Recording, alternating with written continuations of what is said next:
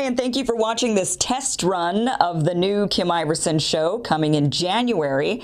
This new show will air live Monday through Friday exclusively on Rumble, with clips posted to other platforms. It's going to be really exciting. Hope you join us. Very excited to join the likes of Glenn Greenwald and Russell Brand as a Rumble exclusive show. All right, let's go ahead and get started with tonight's show. We've got a lot of great stuff to cover. First of all, Ron DeSantis announced that he's calling for a grand jury investigation that will look into Big Pharma's possible wrongdoings regarding the COVID-19 vaccines, specifically misleading claims regarding efficacy and safety, all in the name of mandating the vaccine and making Big Pharma enormous amounts of money. Take a look. So today, I'm announcing a petition with the Supreme Court of Florida to impanel a statewide grand jury to investigate any and all wrongdoing in Florida with respect to COVID-19 vaccines. And we anticipate that we will get the approval for that. That will be something that will be impaneled, most likely in the Tampa Bay area, and that will come with legal processes that will be able to get more information and to bring legal accountability for those who committed misconduct. The petition filed by the governor explains the reasoning for the investigation. It's clear now that the vaccine does not prevent the spread of COVID-19. Nearly everyone in America has had it by now, some more than once, even as they get jabbed over and over and over and over again.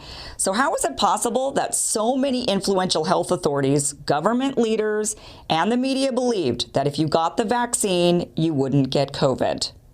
If you've been fully vaccinated, you no longer need to wear a mask. The data is very clear. As Dr. Walensky said on an earlier briefing today, this is really becoming a pandemic of the unvaccinated. You're okay. You're not going to get COVID if you have these vaccinations. These vaccines are highly, highly effective. Vaccinated people do not carry the virus, don't get sick. They're really, really good against variants. Everyone who takes the vaccine is not just protecting themselves, but reducing their transmission. According to the petition, it states, it is impossible to imagine that so many influential individuals came to this view on their own. Rather, it is likely that individuals and companies with an incentive to do so created these perceptions for financial gain. Well, in fact, to date, big pharma companies that manufactured the vaccines have made close to $1 trillion in projected profits. Pfizer will stand to have made $52 billion in 2022 alone between its mRNA vaccine and its COVID drug, Paxlovid, which tends to give people a rebound case of COVID, by the way. Lock down until we get a vaccine. Wear your mask until we get a vaccine. Now that we have a vaccine, take it or be banished from society. Were these policies implemented because Big Pharma was making exaggerated or outright false claims? Were they made because Big Pharma was influencing our politicians, buying off our media and funding our scientists? Possibly, and that's what this investigation is looking to uncover. The petition states that the pharmaceutical industry has a notorious history of misleading the public for financial gain, and the grand jury will probe the development, promotion, and distribution of vaccines purported to prevent COVID-19 infection, symptoms, and transmission. This isn't a stretch of the imagination. Big Pharma does have a history of corruption by making false claims and altering data. In fact, Pfizer alone has paid millions in settlements over the past decade for harmful effects from some of its medications after claiming them to be safe for use. In 2012, Pfizer had to pay around $1 billion after its hormone replacement therapy drug was found to cause breast cancer. In 2013, Pfizer paid out over $250 million to thousands of Americans after it was found that their smoking treatment drug Chantix caused suicidal and homicidal thoughts. And recently in 2020, Pfizer reached a settlement with thousands of customers over its depot testosterone drug was found to increase heart attacks. So what does Pfizer have to say about this new grand jury inquiry? In response to DeSantis, Sharon J. Castillo, a Pfizer spokesperson, wrote in an email that Pfizer's vaccine has been approved by regulatory agencies across the world, stating, quote, "These authorizations are based on robust and independent evaluation of the scientific data on quality, safety, and efficacy, including our landmark phase 3 clinical trial." Castillo wrote, "Data from real-world studies complement the clinical trial data and provide additional evidence that the vaccine provides effective protection against severe disease." Okay, well, we know the tune has changed from preventing transmission to slowing transmission to preventing death to lessening the likelihood of death to you need another jab and another jab and another jab if you want any protection at all, which may or may not be from severe disease, depending on how long ago you got your last jab. And Pfizer points to being approved by regulatory agencies as some sort of proof there was no wrongdoing, yet the FDA is largely pay to play. Meaning, if you want your drug reviewed and possibly approved, you need to pay the FDA for their services. Seems like a conflict of interest, doesn't it? Same goes for our politicians who take big pharma money to fund their campaigns, our media outlets who take big pharma advertisement money to fund their operations, and scientists who take big pharma money to fund their latest research projects. Is it possible Big Pharma knew it could make claims regarding efficacy and safety of its COVID-19 vaccine without really being questioned? This is what this investigation launched by DeSantis is looking to answer. Why weren't we able to question anything? Why was all debate silenced on whether or not to lock down, whether or not masks are effective, whether or not young people who are largely unaffected by COVID need a vaccine, whether or not the previously infected need a vaccine? What caused the complete shunning of people who questioned anything in society? Was it really how they felt? Or was there some sort of propaganda campaign with the intent to make $1 trillion behind it all? Consequences for not taking the vaccine included job loss, loss of education, inability to travel, and in some cases, loss of access to medical care, all in an attempt to stop the spread, which was never stopped at all. Choice was taken from us, and many of us want to know whether or not greed was behind it all. Many of us also believed nothing would ever be looked into or done about it. Certainly not by the Biden administration or Democrats. They were unquestioning while they ripped rights away from Americans, all in the name of safety, while Big Pharma ran away with the bank. But Florida Governor Ron DeSantis is actually doing something. Maybe it's just political grandstanding as he eyes the 2024 presidential race. Maybe. Or maybe something will actually come of it. All right, you are watching a live testing of the new Kim Iverson show, which will debut on Rumble in January. Monday through Friday, you will find this show exclusively on Rumble with clips posted to other platforms. Be sure to join us, and thank you so much for checking this out and watching.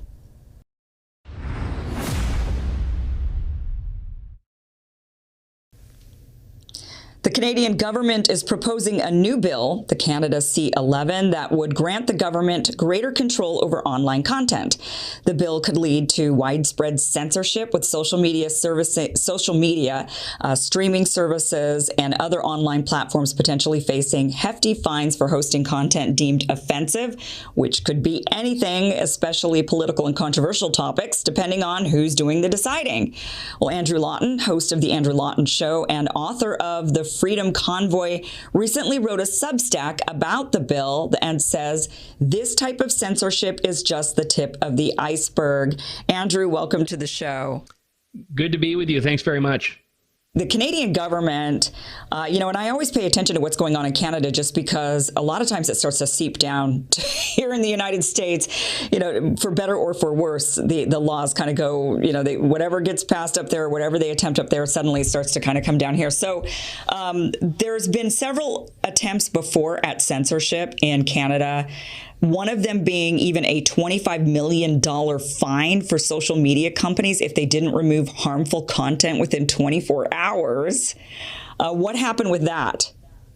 So the government hasn't actually put that into law yet. They've talked about it. There's been a fair bit of backlash from not just people on the right, even some free speech lovers on the left, which, believe it or not, do exist still, although they're in far smaller numbers than they used to be. So it's not clear if the government is going to go full steam ahead on that. But what they have said is that they want to take very seriously the idea of quote unquote online harms. And that, of course, is subject to a definition that they get to decide. And we know that hate speech definitions and hate speech bans have often been weaponized against legitimate discourse. So as a Canadian conservative commentator, I'm incredibly concerned about this. And absolutely, I think you're right to say that the U.S. could be downstream of this in a few years. So what is hate speech according to the Canadian government? Well, it's anyone's guess. I mean, they previously had a provision that allowed them to prosecute people for online hate speech. And this section of law was used to go after people like Mark Steyn, who many of your audience may be familiar with, and other conservative bloggers and authors, because it was just such a broad definition.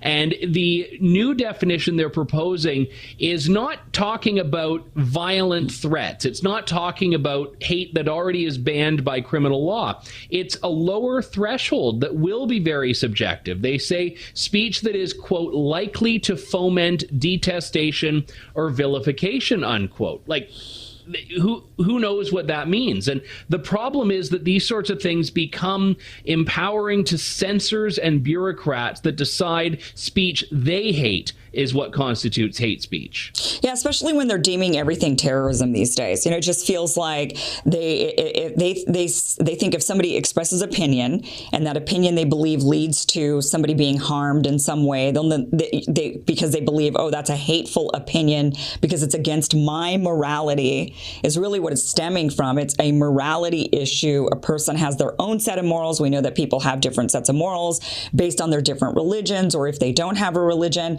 And they seem to base their worldview on those morals. And then if somebody comes along and says, well, I think something differently, then they think, oh my gosh, you know, this is the worst thing. You're like, I mean, especially with liberals now, they're not necessarily basing it on religion like the right used to back when there was a lot more talk about conservative, religious conservatives wanting to control more of the laws of the land.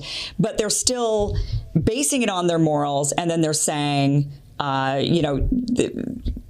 this is hateful, this is terrible, this is abhorrent, this is evil.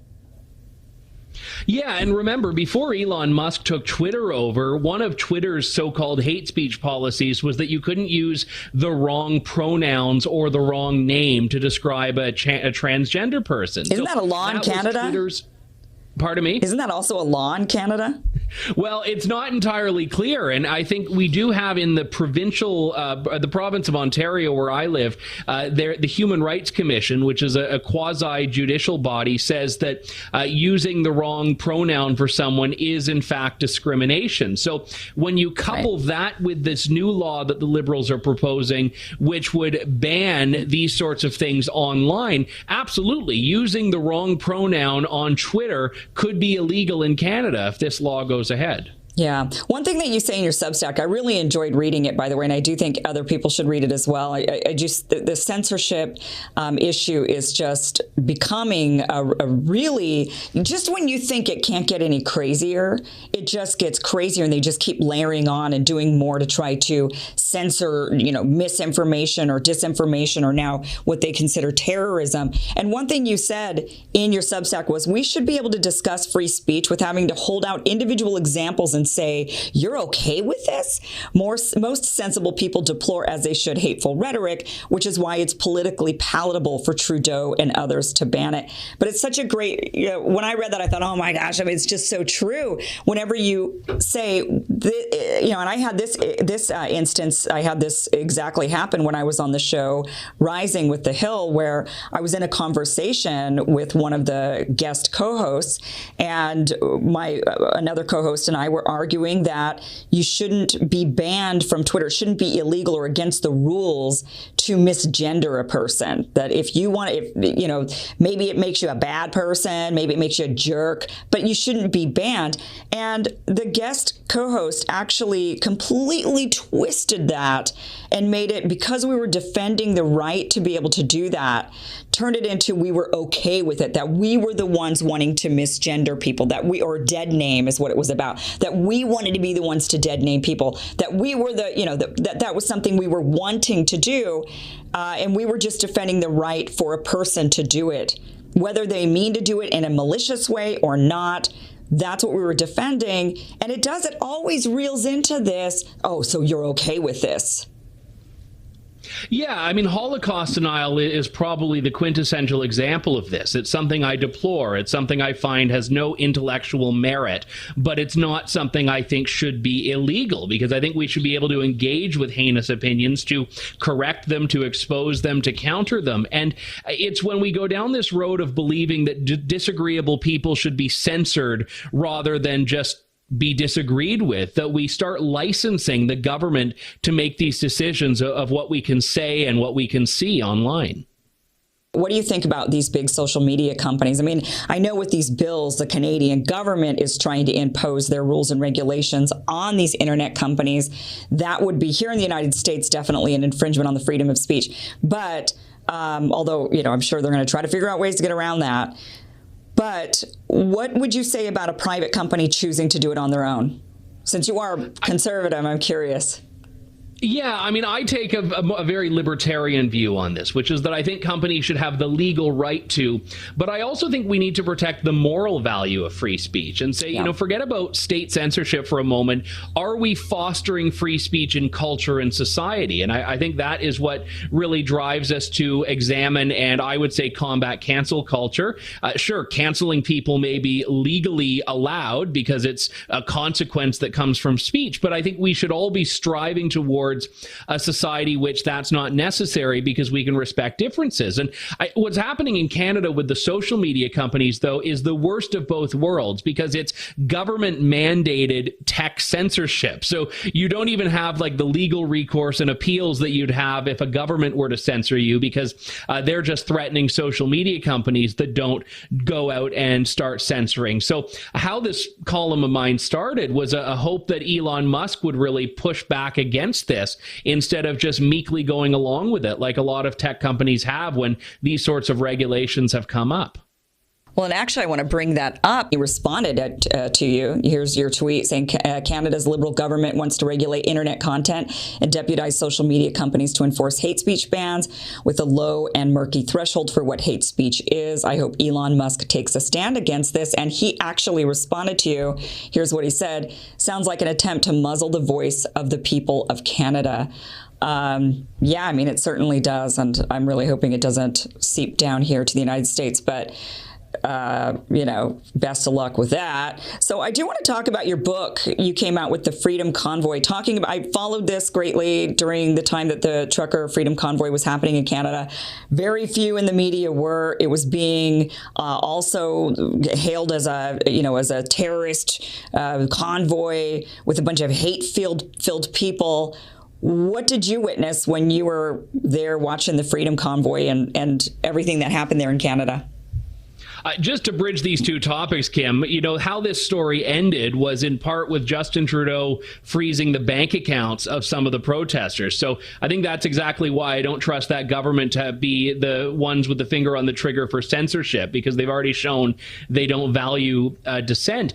So I saw on the ground that the media was just completely misrepresenting this story. They were talking about white supremacists and insurrectionists and hate mongers. And then I go there and I see free barbecued hot dogs and bouncy castles and a sauna and people that just want to reclaim their freedom, having a great time on the streets of Ottawa. And it was just such a profound disconnect between the reality and the narrative that was being peddled by the media and by the Canadian government. And I thought it was so important to tell this story because Canada is not a rebellious nation. We don't have the Tea Party in our DNA, either the 1770s version version or the 2012 version. So for Canadians to actually take a stand in this way was quite momentous. And I thought it was important to really correct the record on what a lot of people in Canada and around the world heard about this story when it was happening.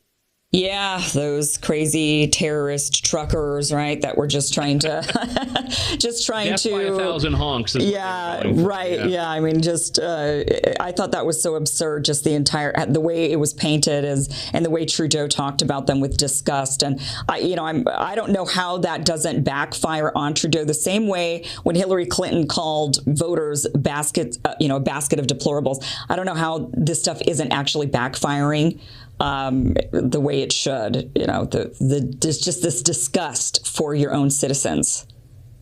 Yeah, and it was actually a cross-border story in a way, because how this whole thing started was that Canadian and American truckers who had been going back and forth across the border throughout the entire pandemic without having to deal with quarantines and vaccine requirements were all of a sudden hit with tandem vaccine mandates that Biden and Trudeau put in at around the same time. These people who are keeping the grocery store shelves stocked, who were being hailed as essential worker pandemic heroes 5 minutes earlier, were now seen as disease vectors. Yeah. It was actually quite a profoundly disturbing development, and an example of how both your government and mine were collaborating to trample on freedom. Yeah, just like what they did with the nurses and doctors who had natural immunity, didn't need to get the vaccine, didn't want to get the vaccine, and they were suddenly demonized as pariah and needed to get out of the hospitals. How dare they, after they risked their lives during the time when they didn't know what the virus was, what it would do to people, and they were the ones there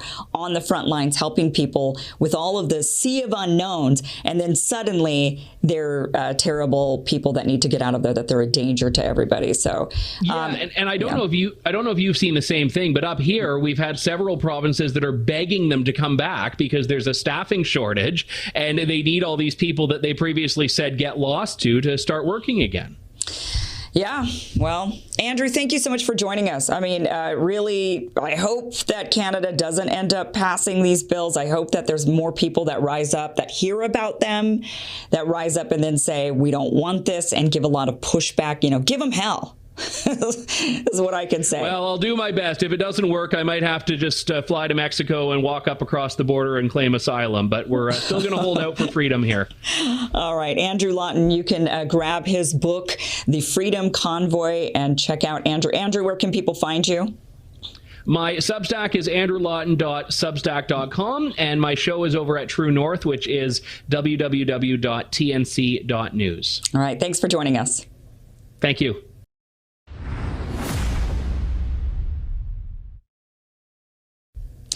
Well, it turns out people can be banned from Twitter under Elon Musk's watch. Several political commentators have been suspended from the platform.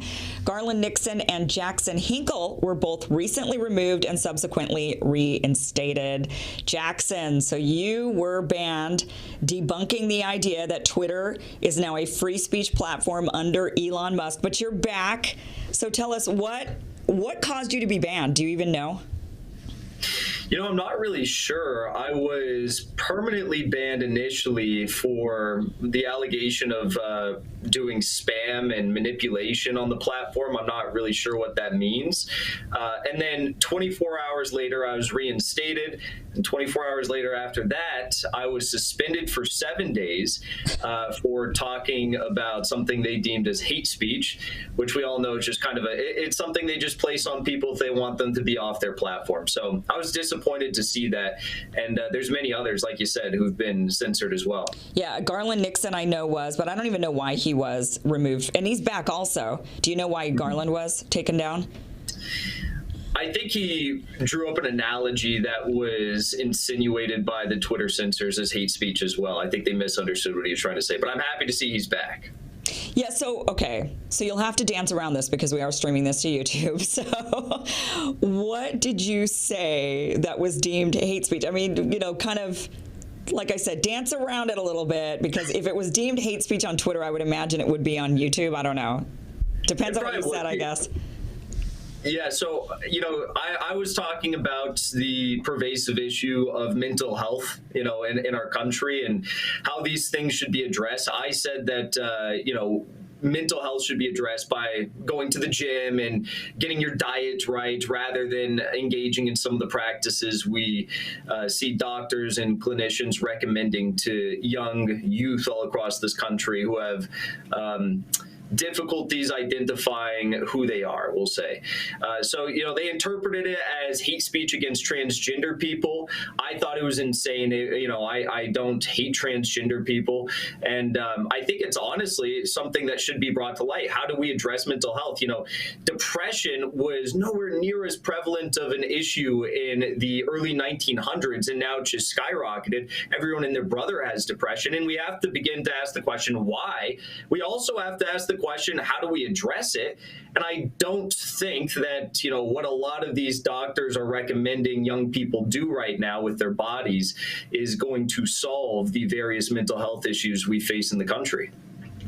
I've been really thinking about this a lot because I've noticed that younger people, especially in your generation, you're a pretty young guy. What are you, like 20? Did you turn 22? Did you, or 23 now. 23 now, okay. So you're in that age group that I notice kids that are between like 15 years old or 14 years old, maybe even younger, basically Gen Z. I mean, what are they calling you guys? I'm like showing my age here as a Gen Xer. I think I'm on the verge of Gen Z. Yeah, you might be like a little bit on the upper threshold of it, right? I think it's like up to 25 years old right now. But it seems like that generation, it's a good thing and kind of, an alarming thing in one way. There's a good thing of they're very open about talking about their mental, health. When I was a kid, if you said you were depressed, everybody just thought you were nuts. You just didn't want to admit that maybe you were on some antidepressive, or maybe you had some sort of, people just would really freak out and be like, oh, so you're a crazy person. So you'd get smeared and made to feel like you were less than. And then, right, I'm on the very edge of Gen X and millennial. So I'm like right at that, in that there's like a 3-year window.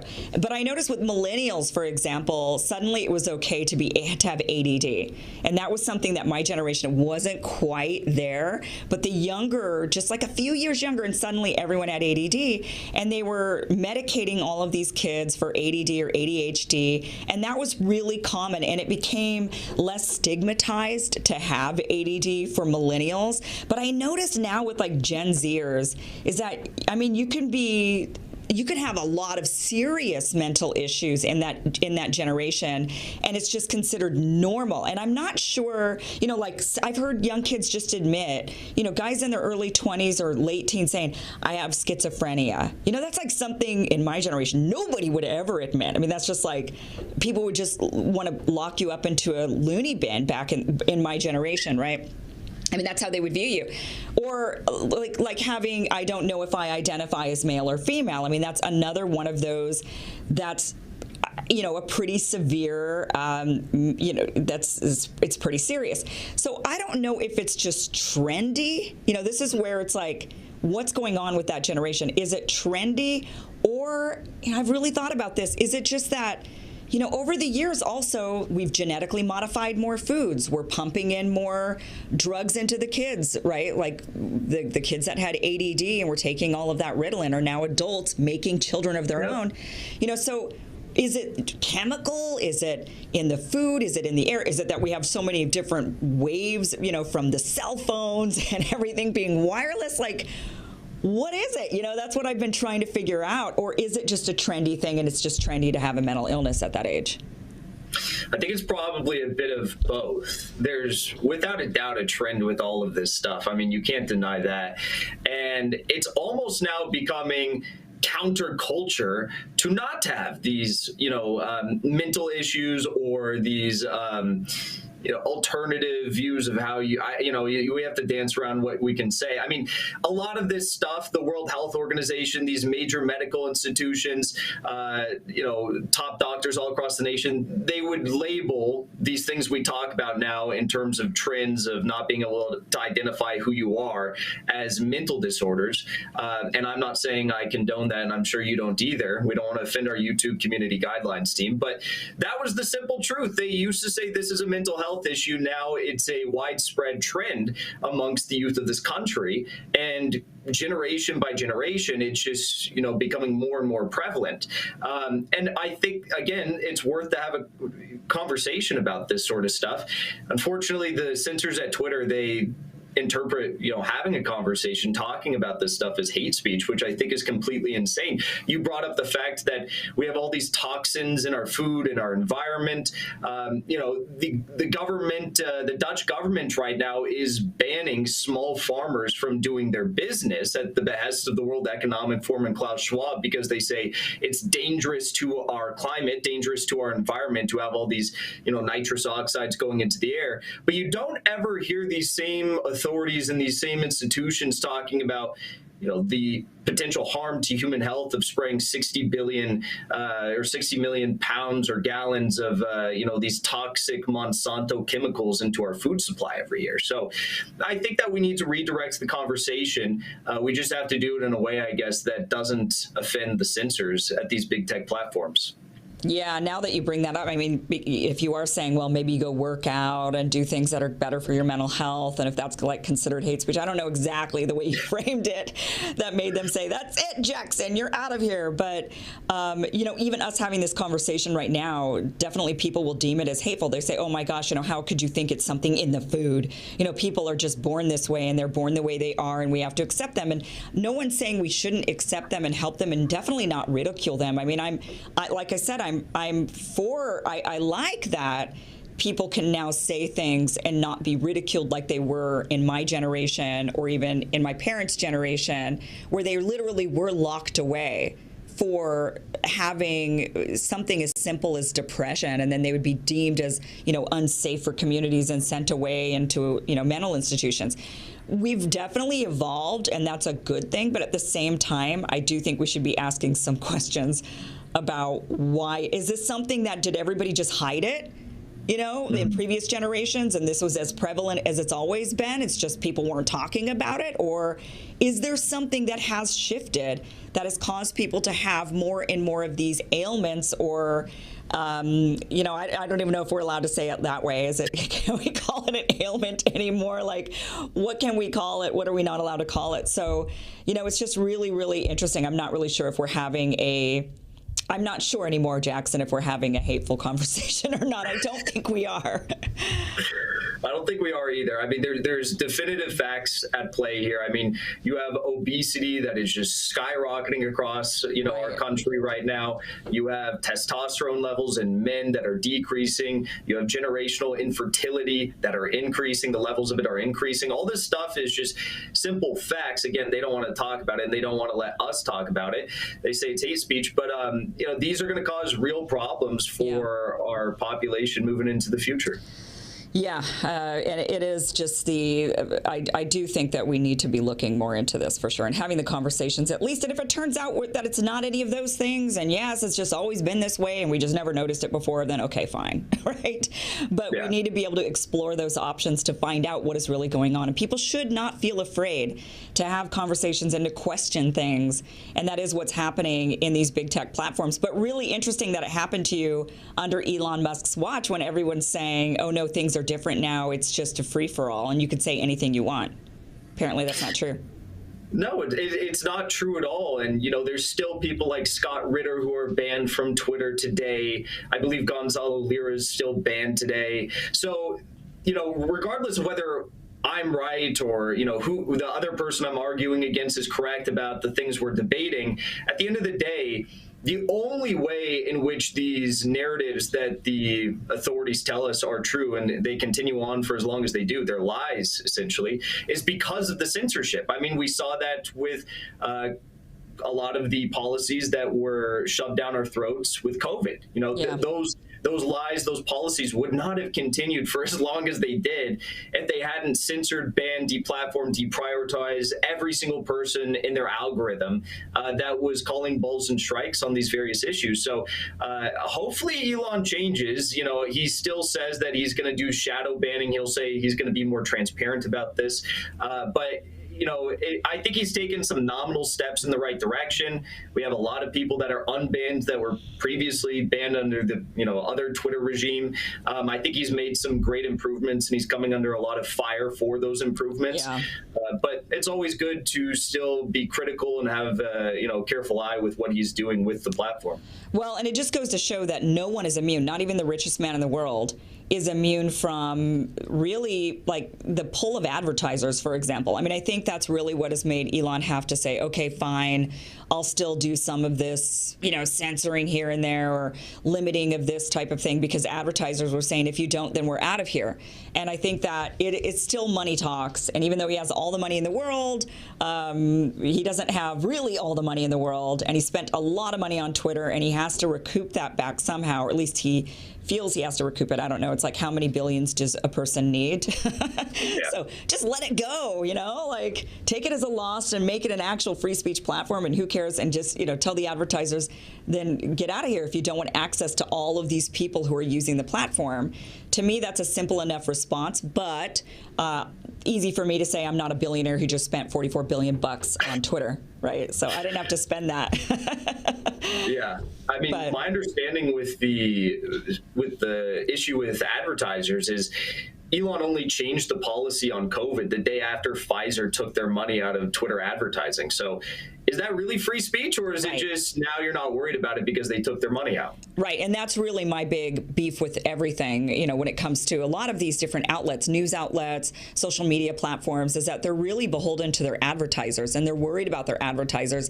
Big Pharma has been a large advertiser, massive, for many of these news organizations. And so, yeah, they have the ability to threaten. It's the power of the purse, and they use it all the time. And that has so much influence on our politics, on our media, on social media. I mean, it's just everywhere. And even Elon Musk is subject to it, apparently. He's not immune to that. So, Jackson, thanks for being here. I really appreciate it. And see that you're back on Twitter. I have to give you some beef before we go, though, about this background you got. It looks really familiar, Jackson. What is going on here?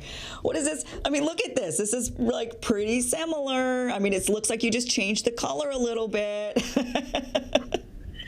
I still don't look as good as you, and then you have this new beautiful background, the camera, it all looks so nice. You got me beat. Well, yes, you can have the background. I'm not using it anymore. I've got a new thing going. I got a new studio with a new everything going on. So you can have my hand-me-downs, Jackson, if you want. I'll gladly take it. It does look similar. Listen, I mean, it looks good on you. It's not. I don't know. It might be the same because I changed the color on it a little bit when the photograph. I don't know. Is it the same? I DM'd you. I fully stole it. 100% I stole it, but it looks great. I think it looks great on me. It does. Now you don't have it, so it's not a problem either. Yeah. All right. Well, you can have it. Fine. So go ahead, keep it. All right, Jackson. You can check out Jackson Hinkle, The Dive with Jackson Hinkle. Where is your show these days? We're still on YouTube for the time being. YouTube and Rumble, so check us out there. And I'm very much looking forward to seeing your new show. It's going to be a lot of fun. Yeah, it's coming out on Rumble exclusively beginning in January, but right now still streaming YouTube, Rumble, Rokfin, all of the different platforms. For the next 3 weeks, just kind of dipping my toe into the live stream waters, which I don't do as often as you do. So, all right, Jackson, thanks for joining us. Thank you.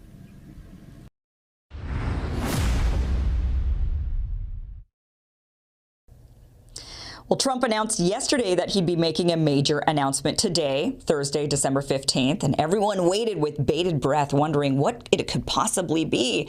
Well, it wasn't about his campaign or even him becoming the next Speaker of the House, as some speculated. Instead, Trump rolled out an infomercial via Truth Social unveiling his new limited edition Trump Superhero NFT digital trading cards are here. Take a look at this infomercial. Hello, everyone. This is Donald Trump, hopefully your favorite president of all time, better than Lincoln, better than Washington, with an important announcement to make. I'm doing my first official Donald J. Trump NFT collection right here and right now. They're called Trump Digital Trading Cards. These cards feature some of the really incredible artwork pertaining to my life and my career. It's been very exciting. You can collect your Trump digital cards just like a baseball card or other collectibles. Here's one of the best parts. Each card comes with an automatic chance to win amazing prizes like dinner with me. I don't know if that's an amazing prize, but it's what we have. Or golf with you and a group of your friends at one of my beautiful golf courses, and they are beautiful. I'm also doing Zoom calls, a one-on-one meeting, autographing memorabilia, and so much more. We're doing a lot.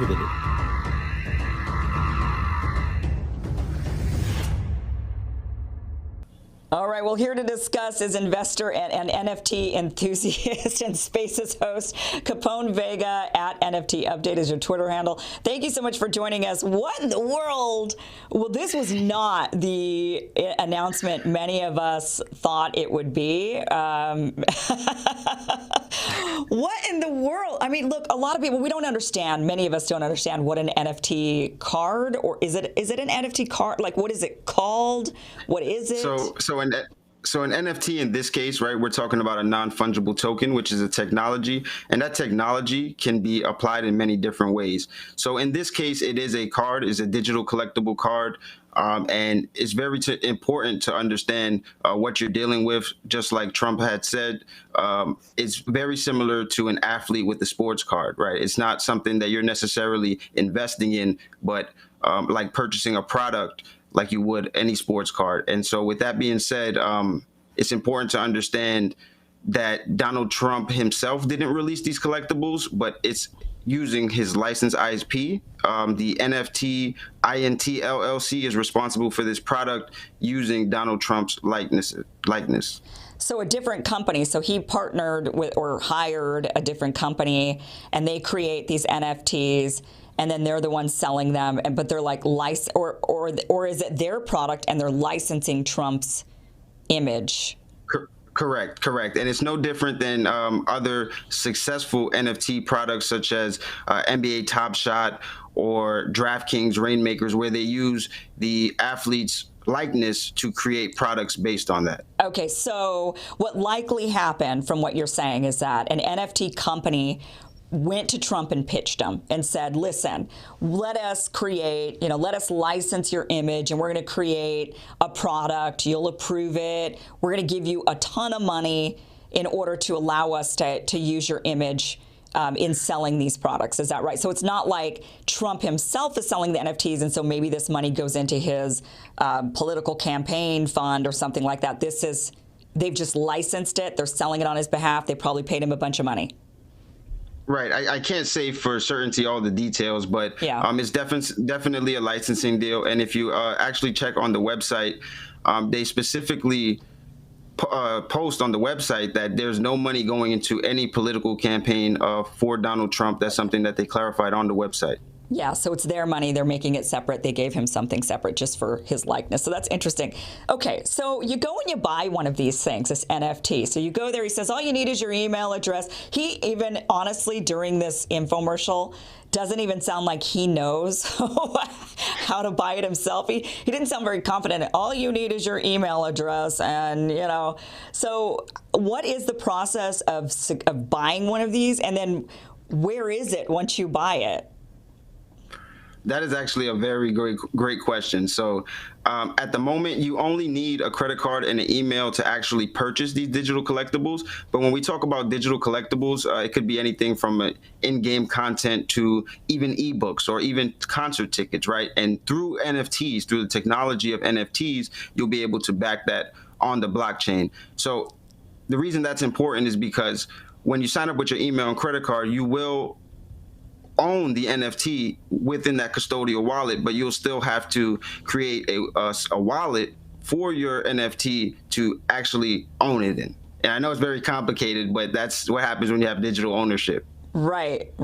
Interesting. I think this might get a lot of people into crypto that maybe otherwise wouldn't be. There might be a lot of these Trump enthusiasts, and they don't really, they're not in the crypto world yet, and they don't have a wallet. I myself, I'm pretty heavily into crypto, actually. And so, but a lot of people wouldn't know how to even secure a wallet, get a wallet, download, or if you want an actual physical device.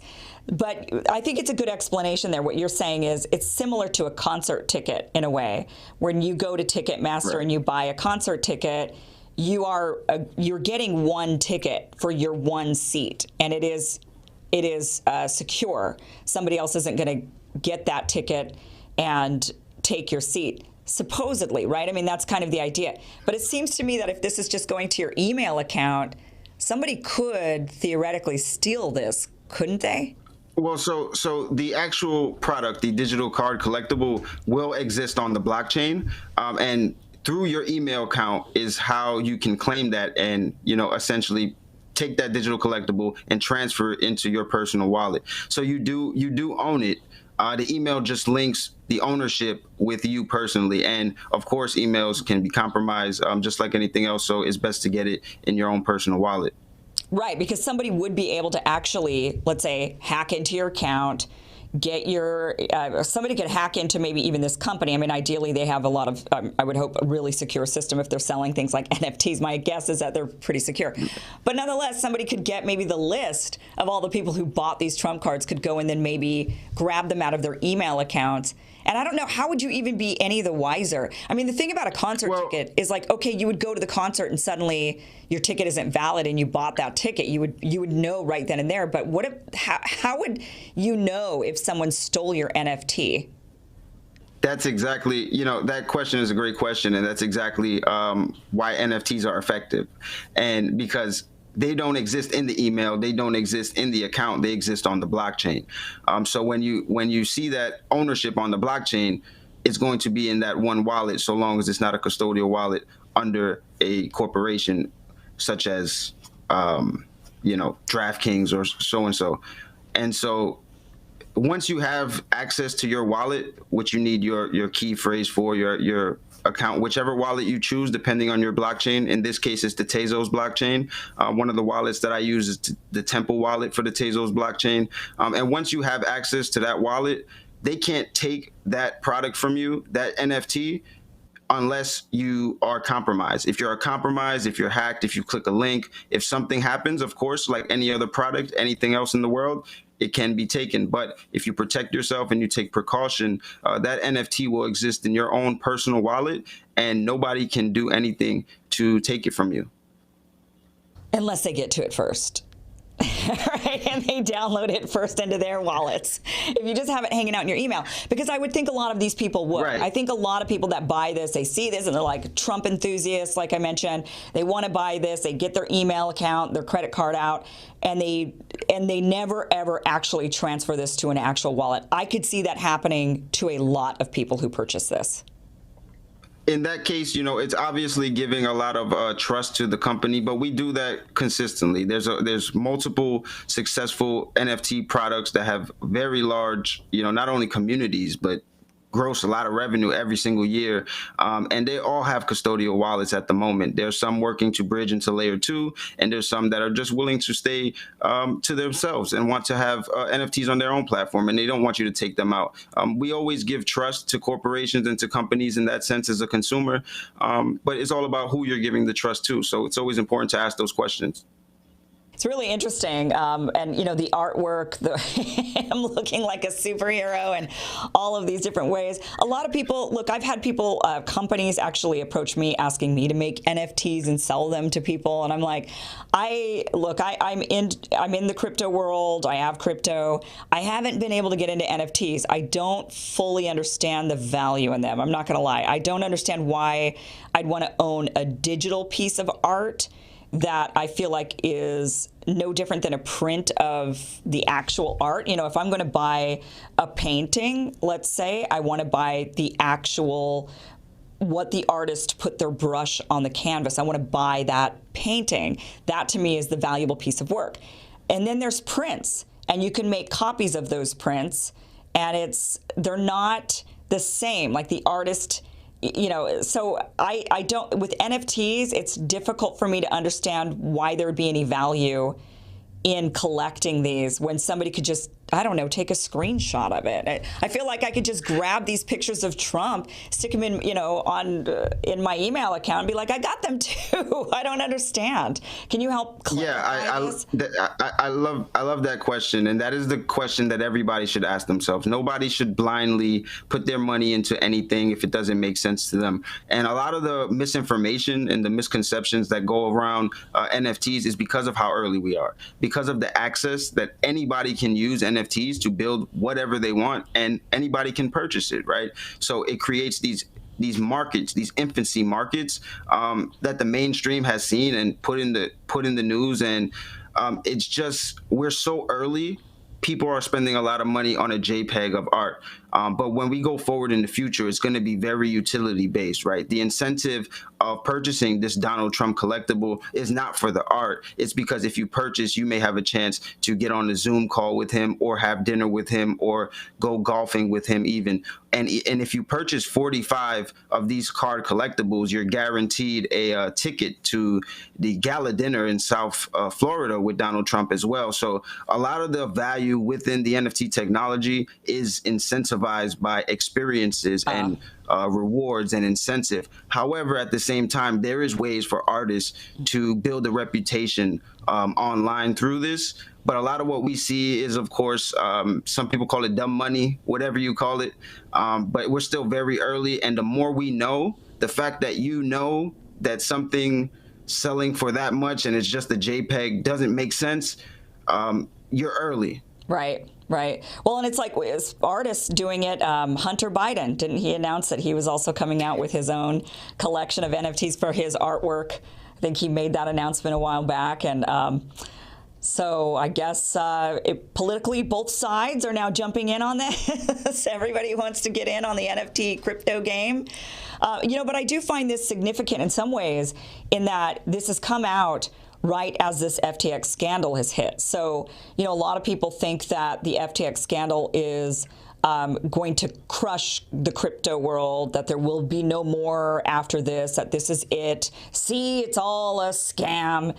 But then you've got Trump coming out and saying, buy my NFT, buy my superhero artwork, you could buy it with crypto.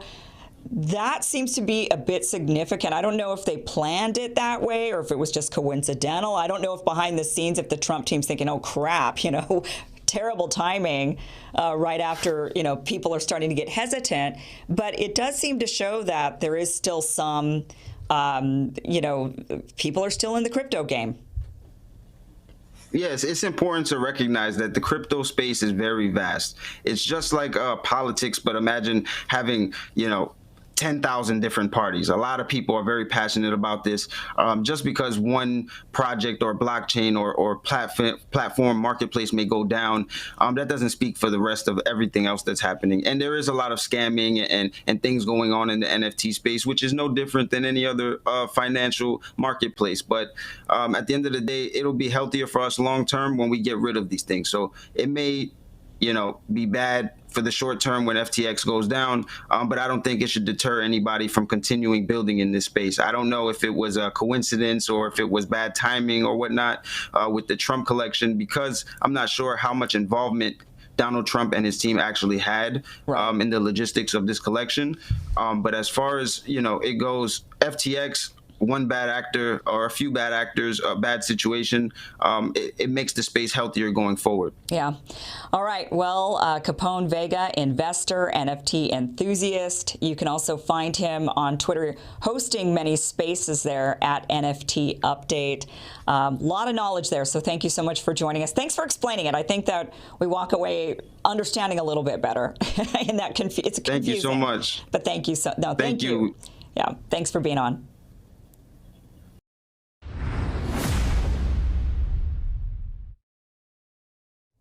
Hi, and thank you for watching this test run of the new Kim Iverson show coming in January. This new show will air live Monday through Friday exclusively on Rumble, with clips posted to other platforms. It's going to be really exciting. Hope you join us. Very excited to join the likes of Glenn Greenwald and Russell Brand as a Rumble exclusive show.